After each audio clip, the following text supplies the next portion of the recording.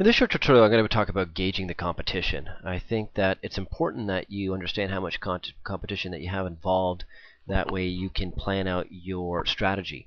Now, there's some marketers who say that to stay away from competitive markets, but I don't believe in that philosophy. I believe that you should be getting into competitive markets just as much as you should be getting into non-competitive markets.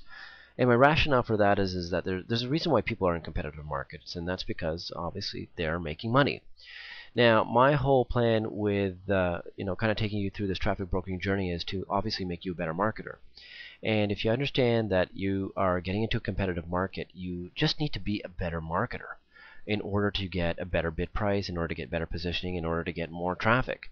And you will obviously get conversions and leads because obviously in the competitive market there's a demand, there's money to be made.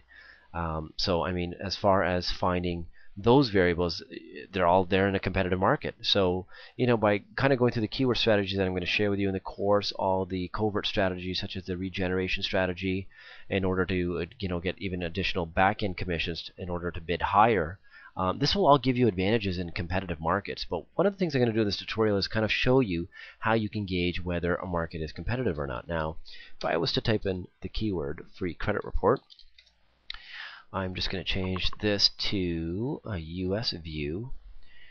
And you can see here that these are all the sponsored listings for free credit report, and it just kind of carries on. You can see this is a brutally competitive market, all the way up to page 10, all the way up to page 19, all the way up to page 28, all the way up to page 35, and 35 pages of sponsored links. And you might think that, oh, well, I'm going to stay away from that market. But if you start kind of taking the strategies that I talk about, like connected keywords, misspelled keywords, and even with a keyword like credit, you could come up with 720 different permutations of that particular keyword misspelled.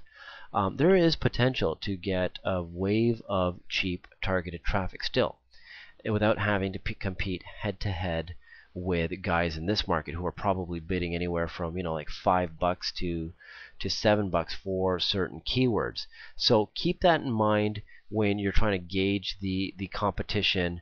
I mean, some people, if you're not interested in getting into a competitive market, obviously free credit report is a very, very competitive market.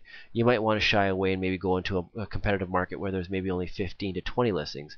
Obviously, this is a brutally competitive market, but this was a market that I would definitely go into because obviously these guys are in it because there is money to be made. So keep that in mind when you are deciding to get into competitive markets.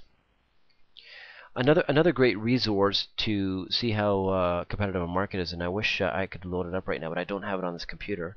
I might do this in a separate tutorial, is a tool called Keyword Elite by Brad Callen. And that tool will tell you how competitive a market is by simply, you put in your keywords, and it'll tell you by keyword how many Google ads are AdWords advertisers there are, so you don't have to go into here. This is the free way of doing it, going into engaging the demand. You can actually do it in a Keyword Elite tool, and it will show you by keyword how many Google AdWords are running, and I think it also does it for Yahoo search marketing. So there's another tip as far as gauging the demand.